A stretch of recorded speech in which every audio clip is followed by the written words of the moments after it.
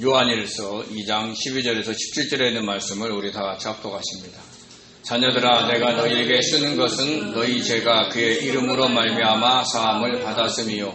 아비들아, 내가 너희에게 쓰는 것은 너희가 태초부터 계신 이를 알았음이요. 청년들아, 내가 너희에게 쓰는 것은 너희가 악한 자를 이기었음이라. 아이들아, 내가 너희에게 쓴 것은 너희가 아버지를 알았음이요. 아비들아, 내가 너희에게 쓴 것은 너희가 태초부터 계신 이를 알았음이요. 청년들아, 내가 너희에게 쓴 것은 너희가 강하고 하나님의 말씀이 너희 안에 거하시며 너희가 흉악한 자를 이기었음이라. 이 세상이나 세상에 있는 것들을 사랑하지 말라. 누구든지 세상을 사랑하면 아버지의 사랑이 그 안에 있지 아니하니. 이는 세상에 있는 모든 것이 육신의 정욕과 안목의 정욕과 이생의 자랑이니 다 아버지께로부터 온 것이 아니요 세상으로부터 온 것이라.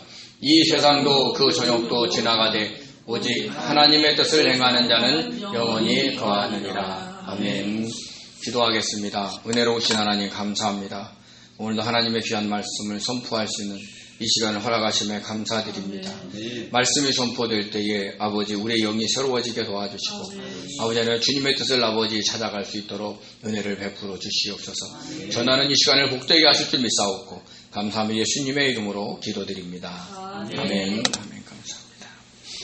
사도 요한이 우리가 하나님과 사귀기 위해 즉 하나님과 친밀하게 교제하기 위해 제시한 방법은 어둠에 행하지 않고 죄를 자백하고 회개하는 것이었습니다. 어둠에 행한다는 것은 사탄이 지배하는 이 세상의 풍조에 너무 빠져 살아가는 것을 의미합니다. 이 세상을 살아가야 하는 성도들은 이 세상의 풍조에 따라 살아가지 않을 수 없습니다.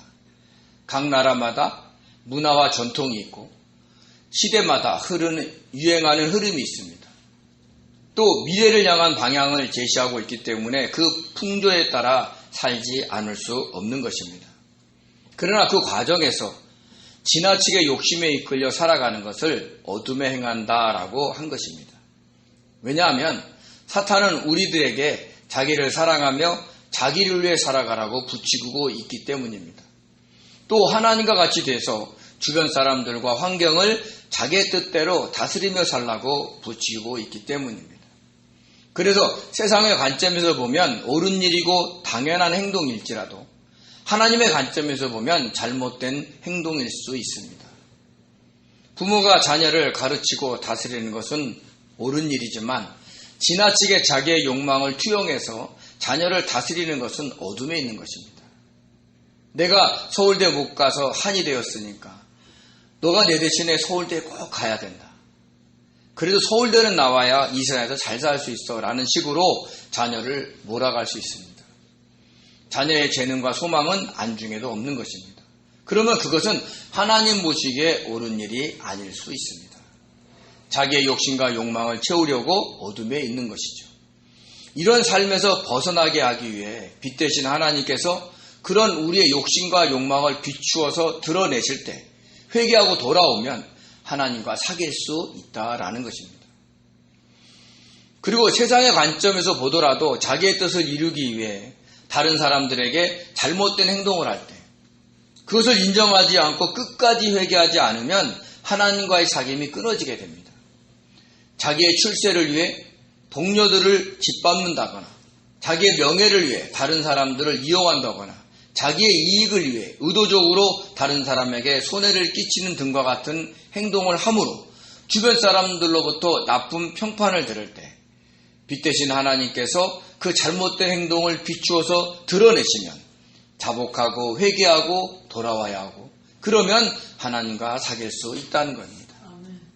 이렇게 빛 대신 하나님께서 마음의 죄와 행동의 죄를 드러내실 때 회개하고 돌아와 하나님과의 사귐을 더 친밀하게 가져야 한다는 것을 사도 요한이 강조하고 있는 겁니다.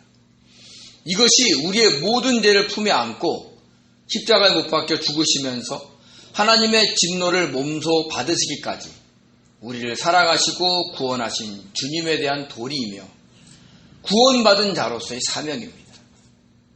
즉 주님을 믿는 성도들의 사명 중에 으뜸은 하나님과 사귐을 친밀하게 유지하는 것입니다. 그러기 위해서 우리가 하나님의 계명을 잘 지켜야 합니다. 구약에서는 율법을 비롯한 모든 율례와 규례와 법도와 선지자의 가르침이 있고, 신약에서는 주님과 사도들의 가르침이 있는데, 이 모든 것이 하나님의 계명이고 가르침입니다. 그리고 그것은 마음과 목숨과 뜻을 다하여 하나님을 사랑하는 것이고 자신과 같이 이웃을 사랑하는 것입니다. 그래서 주님께서 이것이 모든 율법과 선지자의 강령이라 라고 하신 것입니다. 강령이다, 크레만 누미는 매달다 라는 뜻이 있습니다. 즉 모든 계명과 가르침이 하나님 사랑과 이웃 사랑에 다 매달려 있다는 것입니다. 그래서 사도 바울도 이웃을 사랑하는 것이 온 율법을 완성하는 것이라고 그의 서신서에서 반복적으로 강조를 하고 있는 겁니다. 우리 로마서 13장 8절 10절 같이 읽겠습니다. 피차 사랑의 빛 외에는 아무에게든지 아무 빛도 지지 말라. 남을 사랑하는 자는 율법을 다 이루었느니라. 사랑은 이웃에게 악을 행하지 아니하나니 그러므로 사랑은 율법의 완성이니라. 아멘. 갈라디아서 5장 13절에서 15절입니다. 오직 사랑으로 서로 종노릇하라. 온 율법은 내 이웃 사랑하기를 내 자신과 같이 하라 하신 한 말씀에서 이루어졌나니 만일 서로 물고 먹으면 피차 멸망할까 조심하라. 아멘. 특히 사도 바울은 갈라디아 5장에서 서로 사랑으로 종노릇하라고 하면서 서로 물고 먹으면 피차 멸망할 수 있음을 강조했습니다. 서로 피차의 헬라어가 알렌론으로 같은 단어를 썼습니다. 서로 물고 뜯으면 서로 멸망한다라는 뜻입니다. 교회 내에서 시기와 다툼이 자주 일어나는 것은 사탄이 서로 사랑으로 종노릇하지 못하도록 서로의 감정을 상하게 하는 일들을 조장하기 때문입니다. 그래서 어떻게 하든지 교회를 분열시키는 것이 사탄의 목적입니다.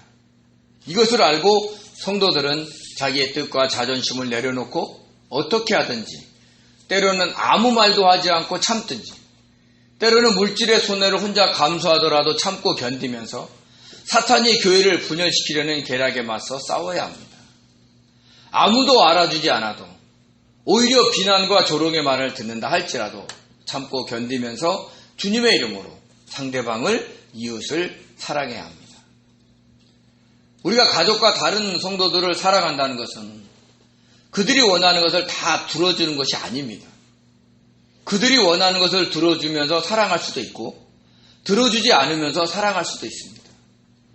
함께 나쁜 일을 하자는데 서로 사랑해야 하니까 그 일에 동참하는 것은 진정한 사랑이 아닙니다. 다른 누구를 향해 함께 비난하고 모함하자고 하는데 서로 사랑해야 하니까 그 일에 동참하는 것도 진정한 사랑이 아닙니다. 자기를 이용해서 돈을 벌고 명예를 얻으려고 하는 것이 뻔히 보이는데도 서로 사랑해야 하니까 그것을 허용하는 것도 진정한 사랑이 아닙니다. 그 사람들을 하나님께 범죄하게 만들기 때문입니다. 그러므로 이웃을 사랑할 때는 다시 하나님의 계명인 율법과 선지자와 주님과 사도들의 가르침을 참고해야 합니다. 그래야 어떤 상황에서 바른 판단을 하여서 동참함으로 사랑할 수도 있고 그리고 거절함으로 사랑할 수도 있습니다. 이런 영분별의 능력을 달라고 주님께 기도해야 하고 성령의 도우심을 구해야 하는 겁니다. 그러면서 사도 요한은 하나님과 사귐이 잘 이루어지는 상태에서 이웃을 사랑해야 하는데 이 계명은 새로운 계명이 아니라 처음부터 가진 옛 계명이라고 하면서 그동안 이 계명에 순종하지 않은 성도들을 책망하면서 권면을 했습니다. 실제로 레위기 19장 18절에 있는 에서는 율법으로, 요한복음 13장 34절에서는 주님의 명령으로 이웃을 사랑해라, 서로 사랑하라 라고 했습니다. 레위기 말씀은 사도 요한이 요한일서를 기록할 당시로 보면 약 2000년 전에 기록한 말씀이고, 요한복음의 말씀은 약 60년 전에 주님이 하신 말씀입니다. 그래서 처음부터 가진 옛 계명이라 라고 한 것입니다. 그런데 사도 요한이 다시 새 계명을 쓴다고 하면서 서로 사랑하라 라고 했습니다. 그것이 주님에게도 우리에게도 참된 것이라고 했습니다. 왜냐하면 어둠이 지나가고 참빛이 벌써 비추었기 때문입니다.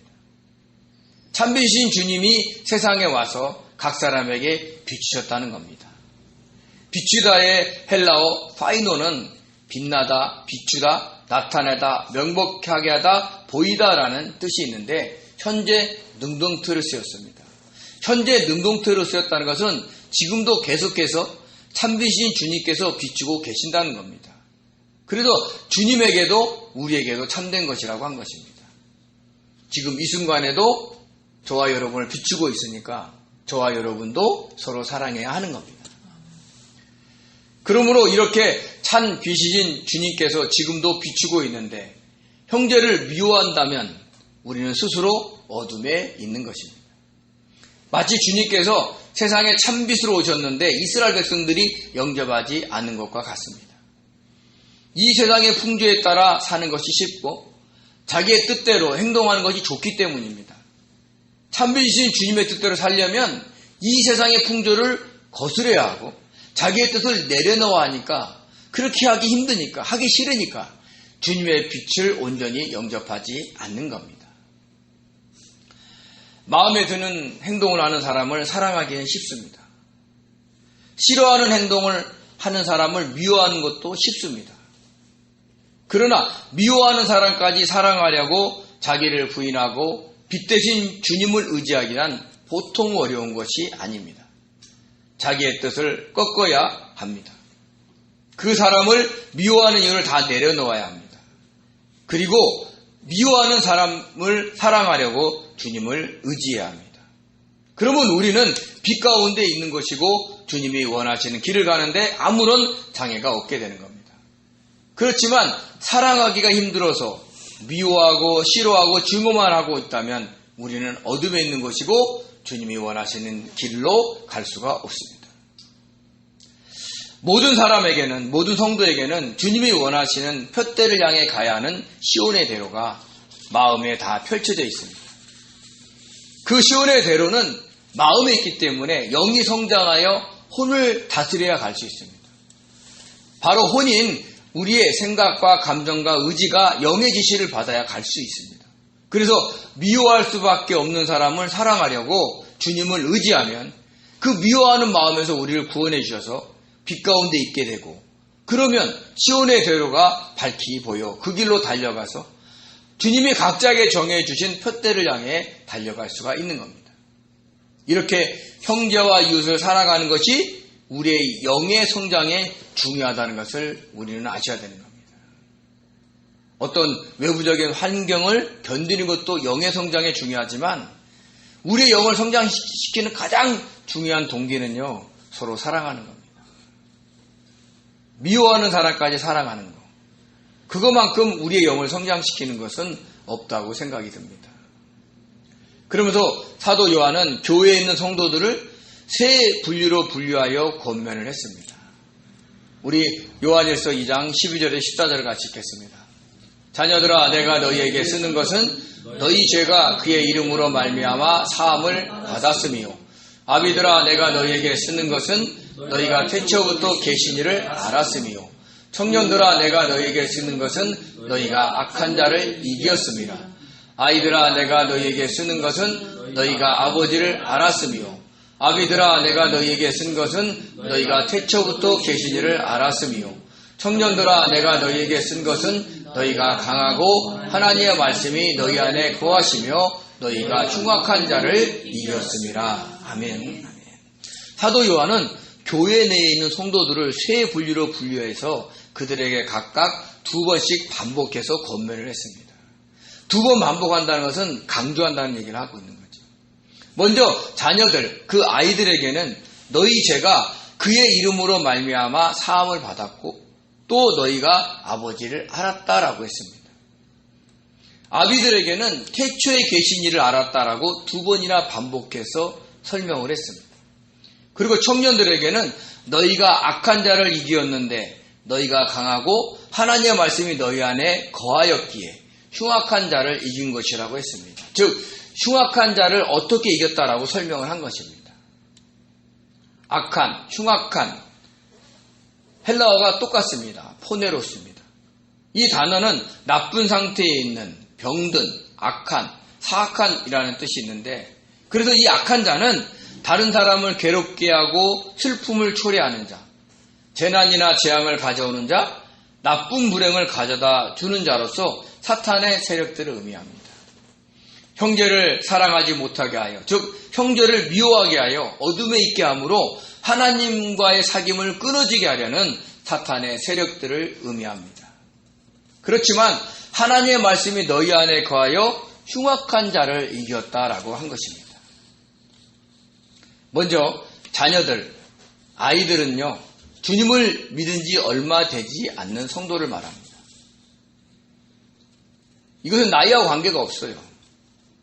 나이가 많은 분도 이제 막 믿었으면 영적으로는 아이인 겁니다.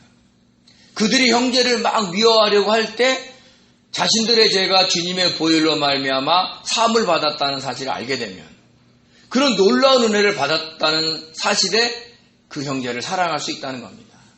그러면서 형제를 사랑하는 것이 아버지의 뜻인 줄 알게 돼서 결국에는 너희가 아버지를 알았다라고 한 것이죠. 우리 시편 133편 1절을 같이 읽겠습니다. 보라, 형제가 연합하여 동거함이 어찌 그리 선하고 아름다운고. 하나님 아버지는 형제들이 서로 사랑하며 연합하여 함께 지내는 것을 너무 좋아하신다는 말씀입니다. 그것을 이제 주님을 믿은 지 얼마 되지 않는 성도들에게 지금 사도 요한이 알려주고 있는 겁니다.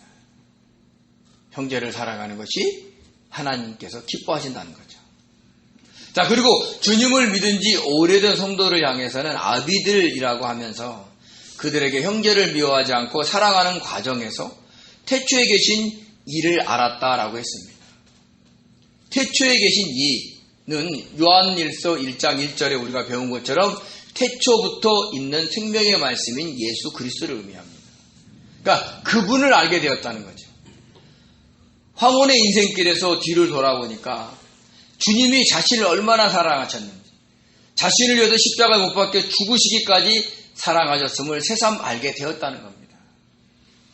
파란만장한 인생의 여정을 통해 시온의 대로를 걷고 주님께서 원하시는 푯대에 거의 다 도착했을 때 자신을 이끌고 인도해 주신 생명의 말씀인 주님을 진심으로 알게 됐다라고 이야기를 하는 겁니다.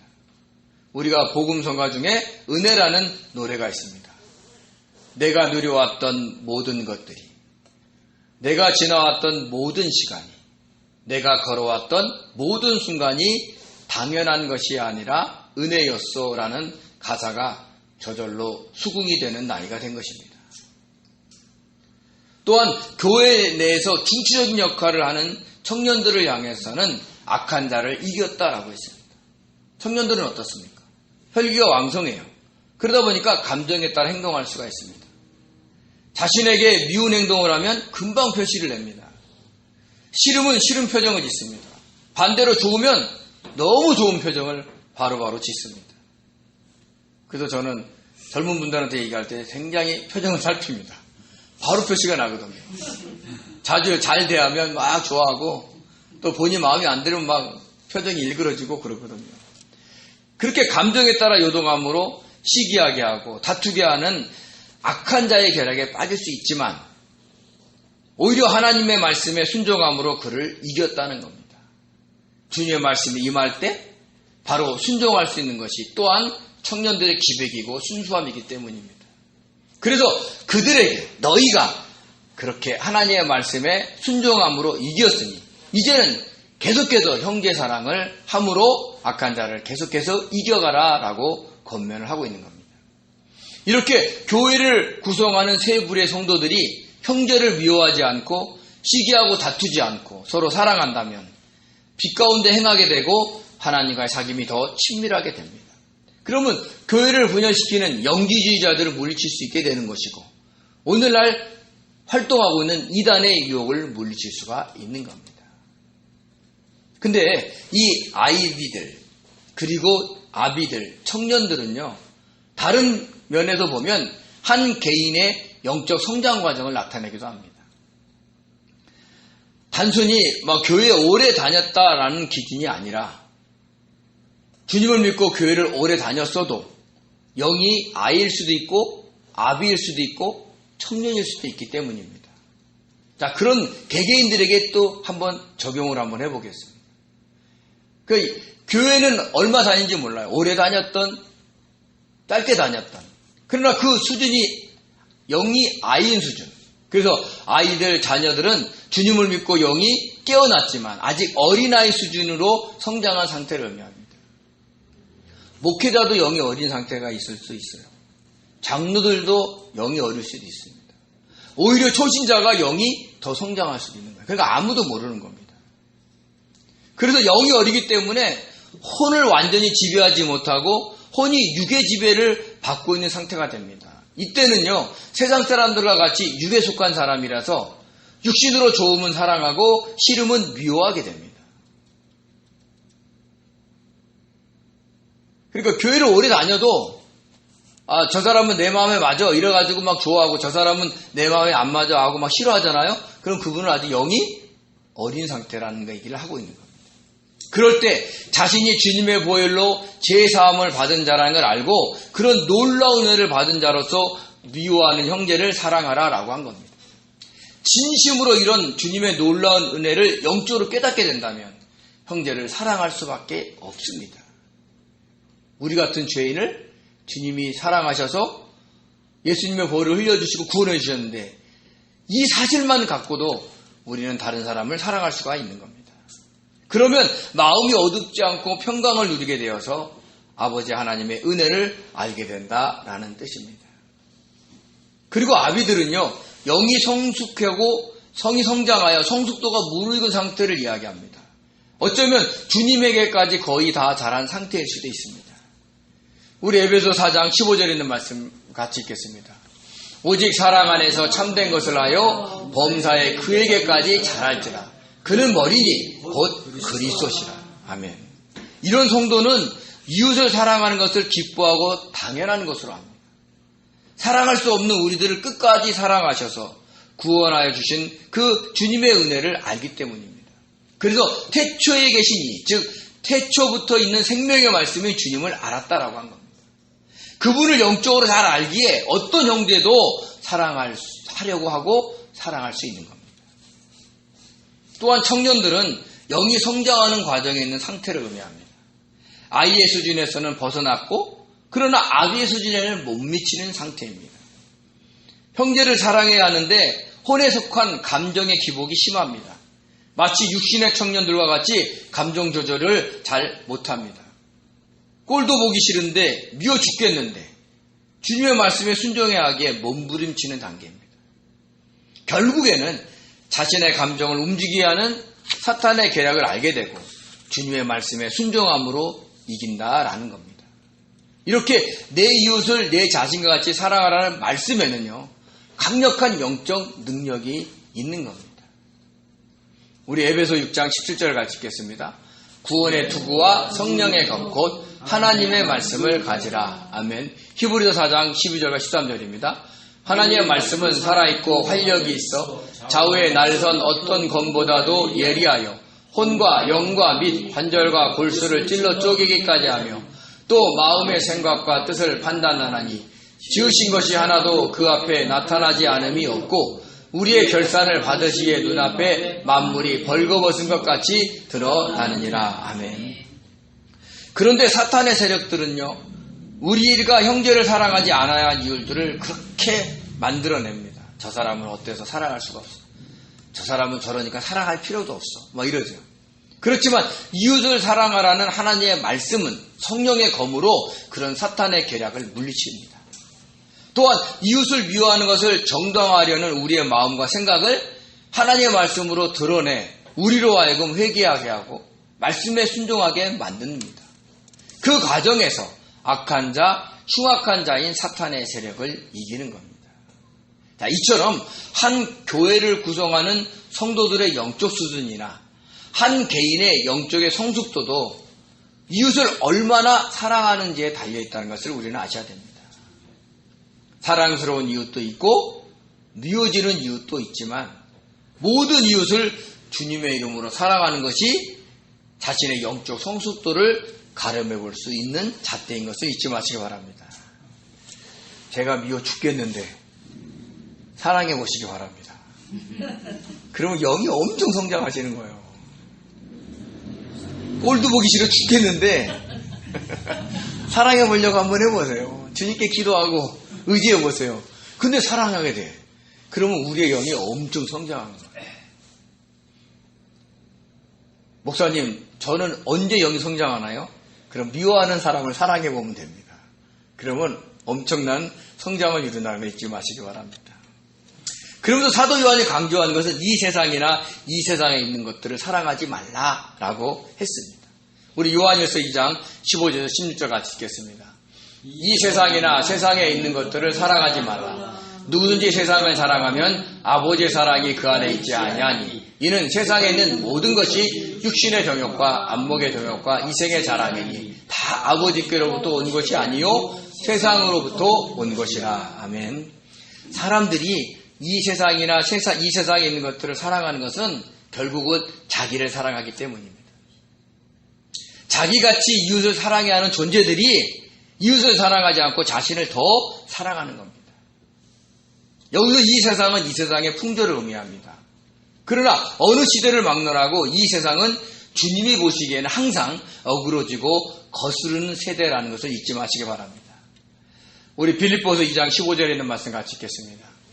이는 너희가 흠이 없고 순전하여 어그러지고 거스르는 세대 가운데서 하나님의 흠없는 자녀로 세상에서 그들 가운데 빛들로 나타나며. 아멘. 어그러짐, 히브리어 스콜리오스는요, 구부러진, 삐뚤어진, 부정직한이란 뜻이 있고요. 거스르다 헬라어 디아스트레포는 왜곡하다, 그릇되게 하다, 타락시키다, 옳은 길에서 벗어나 빗나가게 하다라는 뜻이 있습니다. 어느 시대를 막론하고 이 세상은 하나님의 잣대로 재면 삐뚤어지고 구부러져 있고 시온의 대로에서 보면 옳은 길에서 벗어나 사람들을 타락시키고 있는 겁니다. 자기의 사랑을 흠뻑 빠지게 만들면서 말이죠. 우선 돈과 명예를 사랑하게 만듭니다. 돈을 많이 벌어 자신이 하고 싶은 것을 마음대로 하면서 살고 싶어 합니다. 요즘 TV 프로를 보세요. 뭐 어디 여행을 가도요, 막 숙박비가 막 90몇만 원 막 이런 데 투숙을 해요. 이거 막 돈만 있으면 막 그런 걸 막 펼쳐보고 싶어 하게끔 충동하는 거죠. 높은 지위에 올라 명예를 얻어서 많은 사람들로부터 존경을 받고 싶어 합니다. 요즘 청문회 보면 장관들이 자객 치부들이 다 드러나는데도 장관 해보려고 막 혈안이 되잖아요. 거기에 권세가 대단히 세거든요. 그 과정에서 돈의 신인 만몬신의 노예가 된다는 것을 알지 못합니다. 만몬신의 노예가 되면 하나님께 드리는 헌금까지 아까워합니다. 요즘 기독교 신앙에 관련된 유튜브를 보면 11조를 내지 말라는 콘텐츠의 조회수가요, 다른 신앙 콘텐츠에 비해서 월등히 많습니다. 왜 그럴까요? 성도들이 11조와 각종 헌금 드린 것을 아까워하기 때문입니다. 그 마음을 사로잡는 겁니다. 어떤 유튜브를 보면 주님께서 십자가에 못 박혀 죽으셨으므로 율법이 완성되었기 때문에 11조를 낼 필요가 없다고 합니다. 또 어떤 목사님은 11조를 내면 지옥 간다라고도 하기도 합니다. 참 다양한 분들이 많습니다. 그러나 우리가 하나님께 헌금을 드리는 것은 하나님과 사귀는 방법 중에 하나라는 것을 잊지 마시기 바랍니다. 우리 마태복음 6장 21절입니다. 내 보물이 있는 곳에는 내 마음도 있느니라. 우리가 하나님께 11조와 각종 헌금을 드리는 것은 하나님께 마음을 드리는 것이고 그로 인해 하나님과 친밀하게 사귈 수 있는 겁니다. 또한 11조는요, 율법이 아니에요. 율법 이전에 이미 주어진 주님의 가르침입니다. 자신의 삶 속에서 역사하신 하나님의 은혜에 감사해서 찬양하는 방법으로 제시하신 겁니다. 우리 창세기 14장 20절을 같이 읽겠습니다. 너희 대적을 내 손에 붙이신 지극히 높으신 하나님을 찬송할지로다 하며 아브라함이 그 얻은 것에서 10분의 1을 멜기세덱에게 주었더라. 아멘. 이 말씀은 11조의 기원이 되는 말씀입니다. 아브라함이 북방의 연합군을 물리치고 조카 롯을 비롯하여 포로로 끌려간 사람뿐만 아니라 많은 약탈물을 가지고 오자 살레망 멜기세덱이 떡과 포도주를 가지고 나와 아브라함에게 주면서 한 말입니다. 떡과 포도주를 가졌다. 이게 누구를 의미해요? 예수님을 의미하는 겁니다. 그 멜기세덱은 예수님의 예표인 겁니다. 그러니까 주님이신 멜기세덱이 아브라함에게 너에게 대적을 부지셔서 이기게 하신 하나님을 찬양하라 하니까 갑자기 아브라함이 다들 모여! 성가대 조직해! 너는 뭐 소프라노, 엘토, 뭐 테너, 베이스 같이 불러! 이런 게 아니라 뭐 했다고요? 그 약탈문에서 11조를 멜기세덱에게 주었다라고 했습니다. 이렇게 우리가 주님께 11조를 드리는 것은 우리 삶 속에 역사하여 소득을 얻게 하신 그 하나님의 은혜를 찬양하는 방법입니다. 또한 돈의 노예가 되지 않기 위해서 만몬신의 손아귀에서 벗어나는 방법이기도 한 것입니다. 주님께서도 11조에 대해서 공생의 사역 중에 직접 말씀하셨습니다. 우리 마태복음 23장 23절 같이 읽겠습니다. 화 있을진저 외식하는 서기관들과 바리새인들이여 너희가 박하와 회향과 근처의 11조는 드리되 율법에서 중한 바 정의와 긍휼과 믿음은 버렸도다. 그러나 이것도 행하고 저것도 버리지 말아야 할지니라. 아멘. 주님께서 외식하는 서기관들과 바리새인들을 책망한 7가지 화가 있어요. 그게 마태복음 13장에 나옵니다. 그 중에 하나입니다. 그들은 자신이 하나님께 박하와 회향과 근체, 즉 사소한 것까지 11조를 드린다고 자랑을 한 겁니다. 그러나 그들은 일상의 삶에서 정의와 긍휼과 믿음을 실천하지 않았습니다. 오히려 자신을 자랑하면서 일반 성도들을 무시하고 깔봤던 겁니다. 그래서 주님께서 박하와 회향과 근체 같은 그 사소한 것까지 11조도 하고 정의와 긍휼과 믿음도 드려야 한다고 강조하신 겁니다. 11조를 드리는 것으로 신앙생활을 다 한 게 아니라는 거예요. 11조를 드리는 사람은 밖에 나가서 뭐 해야 돼요? 정의와 긍휼과 믿음을 실천해야 되는 거예요. 그것이 온전히 이루어지는 겁니다.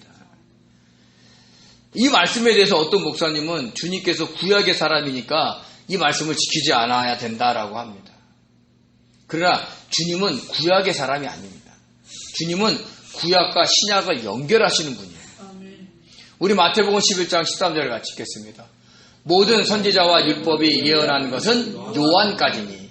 누가복음 11장 16절이죠. 율법과 선지자는 요한에까지요. 그 후부터는 하나님의 나라의 복음이 전파되어 사람마다 그리로 침입하느니라. 아멘. 율법과 선지자가 뭐예요? 구약을 의미합니다. 그러므로 구약은 어디까지요? 세례 요한 때까지요. 그 후에는 주님이 하나님의 나라의 복음을 전함으로 사람들이 그 말씀을 듣는다라는 뜻입니다. 그래서 세례 요한이 예수님의 사역 초기에 헤롯 왕에게 죽임을 당한 겁니다. 구약을 끝내시고 신약을 시작하셔야 되기 때문에 주님이 그 감옥에서 고생하는 세례 요한을 구해주지 않은 거예요. 세례 요한이 자기를 구해주지 않으니까 섭섭해서 뭐라고 그래요? 제자들에게. 오실 리가 당신입니까? 하고 물어보라 그러잖아요. 이 땅에 메시아로 오신 그분이 타노스처럼 막 손가락만 튕기면 막 그냥 모든 걸 변화시키는 그분이 왜 자기를 구해주지 않냐고 따지는 거예요. 근데 하나님이 구약을 끝내야 되기 때문에, 주님은 구약을 끝내야 되기 때문에 세례 요한의 죽음을 허락하신 거예요. 그러면서 다른 성경이 뭐라 그래요? 천국에 세례 요한만큼 큰 자가 없다라고 얘기를 합니다. 그의 순교가 구약을 잘 마감했기 때문에 그렇게 이야기를 하신 거죠.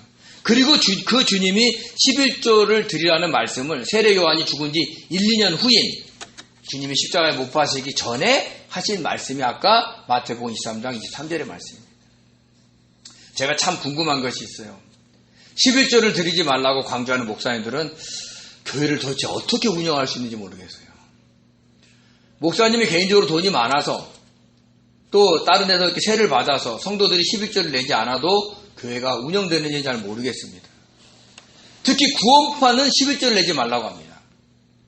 근데 그 대신 주님의 이름 은혜를 생각한다면 1년에 한 사람당 얼마씩 헌금을 내라고 합니다. 제가 들은 이야기로는요, 어떤 구원파 교회에서는 한 사람당 250만 원을 내라고 합니다. 그럼 4인 가족은 얼마 내요? 1000만 원을 내는 겁니다. 이 금액은 4인 가족 기준으로 11조를 정상적으로 내는 것보다 훨씬 많은 금액입니다. 이것은 성도들을 기만하는 행위입니다. 몇 년 전에 세월호 사건이 있었죠. 그때 구원파의 수장이 누가 죽었죠? 유병환 씨가 죽었습니다. 근데 그 구원파가 어떻게 됐어요? 돈이 너무 많아가지고 중직자들이 그 돈 때문에 싸움이 일어났어요. 구원파는 11절 내지 말라는데 어떻게 돈이 많을까요? 네? 그거 궁금하지 않으세요? 11절 내지 말라 그래서 성도들 현혹시키고 결국은 다른 쪽으로 헌금을 끌어들이는 거예요. 기만하는 행위인 겁니다.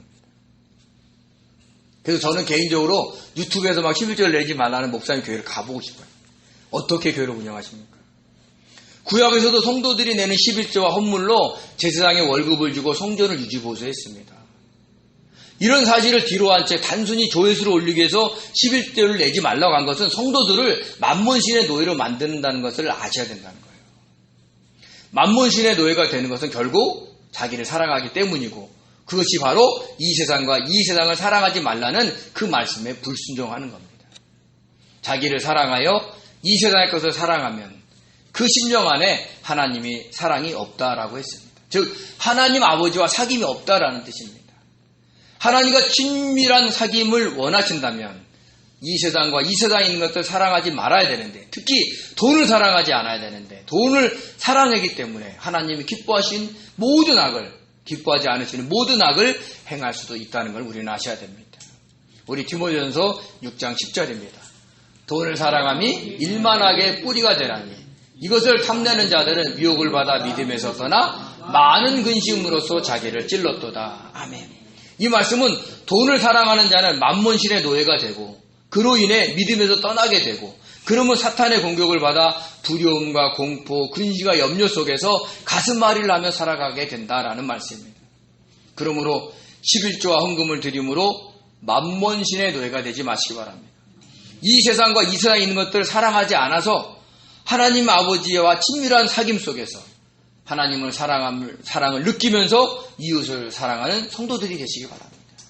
그것이 주님이 원하시는 거예요.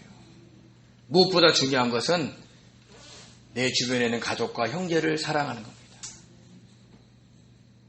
어렵습니다. 그러나 하세요. 어떻게 해요? 주님께 의지하면서. 도저히 사랑할 수 없습니다. 그래서 주님이 도와주셔야 됩니다. 마음속에 다들 불편한 분들이 있습니다. 지금 막 생각해 보세요. 저한테 얘기하지 마세요. 막 얘기하면 그 속에 내가 있을까봐 두려우니까. 네. 그분을 사랑할 수 있게 해달라고 기도하십시오. 그것이 주님과 사귀는 것이고 그것이 하나님의 사랑을 전하는 겁니다. 그런 복된 성도 되시기를 예수님의 이름으로 축원드립니다. 우리 기도하겠습니다. 은혜로우신 하나님 아버지 고맙고 감사드립니다. 아버지 형제를 사랑함이 아버지 우리 개인의 영적인 성장에 아버지 하나며 척도가 된다는 걸 알게 도와주시고 주님의 명령에 순종하면서 가족과 형제와 이웃을 사랑하려고 주님께 도움을 구할 때마다 우리의 도움을 외면하지 마시고 함께하여 주셔서 아버지 하나며 형제를 사랑할 수 있는 자들이 될 수 있도록 축복하여 주시옵소서. 함께하신 걸 믿고 감사하며 예수님의 이름으로 기도드립니다. 아멘.